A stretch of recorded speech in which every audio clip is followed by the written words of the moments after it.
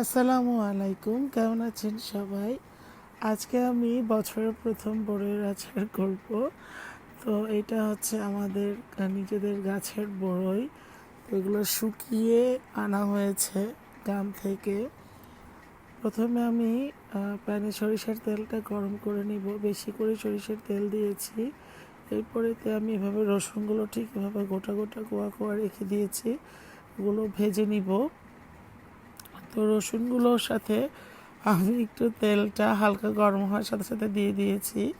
তো আপনারা চেষ্টা করবেন তেলটা পুরোপুরি গরম হওয়ার পর দিতে। এরপর আমি এখানে 2 প্যাকেটের মতো পাঁচফোড়ন ইউজ করেছি। আপনাদের যে রাঁধুনি পাঁচফোড়নটা যেটা থাকে সেটা ব্যবহার করেছি। তো আর এখানে জাস্ট দুটো তেজপাতা ছিঁড়ে দিয়ে দিয়েছি। এটা অপশনাল, আপনাদের দিতে ইচ্ছা করলে দিবেন, না হলে দিবেন না। তো রসুনটা যখন হালকা ভাজা হয়ে যাবে তখন আমি এতে বড়ইটা দিয়ে দিব। বড়ইটা কিন্তু পরিষ্কার করে ধুয়ে ভাপে দিয়ে রেখেছি আমি। এটা সুন্দর করে আপনার কী বলো ওটা, ভাপ দিয়ে লবণ দিয়ে মেখে ভাপ দিয়ে রেখেছিলাম। কারণ ভাপ না দিলে হবে কি যে রসুনটার ভিতরটা নরম, রসুন বলছি সরি, বড়ইটার ভিতরটা নরম হবে না। সো নরম না হলে তখন এই আচারটা খেতে আপনার মজা লাগবে না। তো এই ফুল বড়ইটা কিন্তু ভাপে দেওয়া আছে, এগুলো কিন্তু একদম পরিষ্কার করে ধোয়া দেওয়া এবং ভাপে দেওয়া আছে। এবং দেওয়ার সময় কিন্তু যখন ভাপে দিয়েছিলাম তখন কিন্তু আমি লবণ দিয়েই ভাপে দিয়েছিলাম, লবণ দিয়ে মেখে। সো আচারে লবণ দেওয়ার সময় একটু সেই জন্য দেখে দিতে হবে। আর যেহেতু এই বড়িগুলো টক হয়ে থাকে বেশি, সো এটা একটু দেখে দিতে হবে। যাই হোক, আমি আমার পরিমাণ মতো চিনি দিয়ে দিলাম, লবণ দিয়ে দিলাম, যা যা পরিমাণ লাগে সব কিছু দিয়ে কিন্তু খুব ভালো করে মিক্সড করে নিলাম। এবং আমি এখানে আরেকটা জিনিস দিব, সেটা হচ্ছে তেঁতুলের রস। এটা হচ্ছে আমি আচারটা বেসিক্যালি আমি সম্পূর্ণ নিজের মতো করে বানিয়েছি। আমি কোনো রেসিপি ফলো করি নাই বা কোনো ভিডিও ফলো করি নাই ইউটিউবে।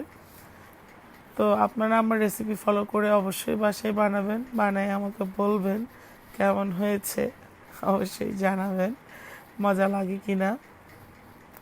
তো যাই হোক, এটা কিন্তু অনেকক্ষণ ধরে জাল করতে হবে, লো আছে, অনেকক্ষণ জাল করে নিতে হবে যেহেতু এখানে অনেক পানি পড়েছে। তো এখানে আমি এরকম 2 বোতল রাঁধুনি কাসুন্দি দিয়ে দিব, 2 বোতল দিবেন এবং সাথে 1 বোতল এরকম সরিষার গুঁড়া ইউজ করবেন।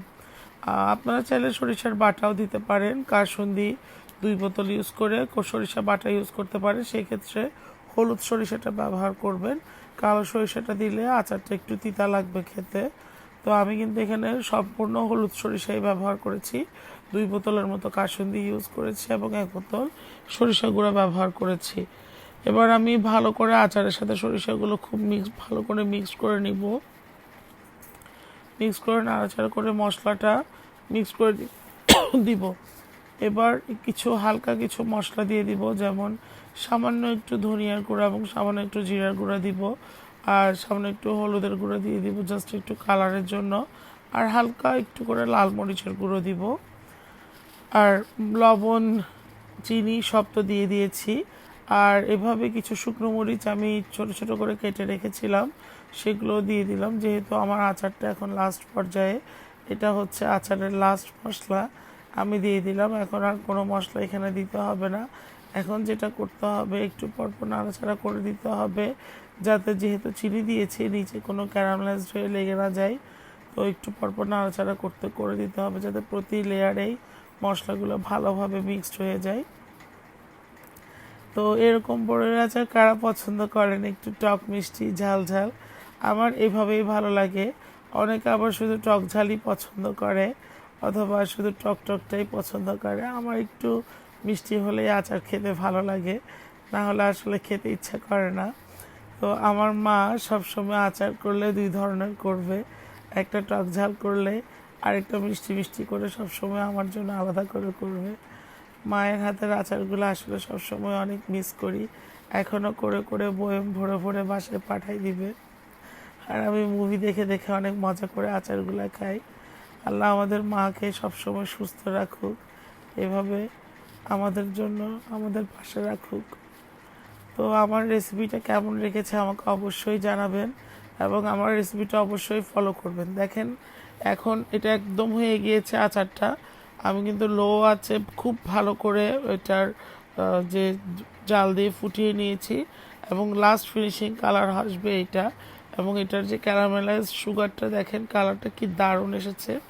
তো আমার আচারটা এখন ডান। এখন যেটা করতে হবে একদম ঠান্ডা করতে হবে, ঠান্ডা করে বয়মে ভরে একদম লাস্ট ফিনিশিংয়ে সরিষার তেল দিয়ে দিবেন উপর দিয়ে বেশি করে এবং রোদে দিয়ে রাখবেন। রোদে দিলে হবে কি সরিষার তেল নাড়াচাড়া করে ভালো করে হয়ে যাবে।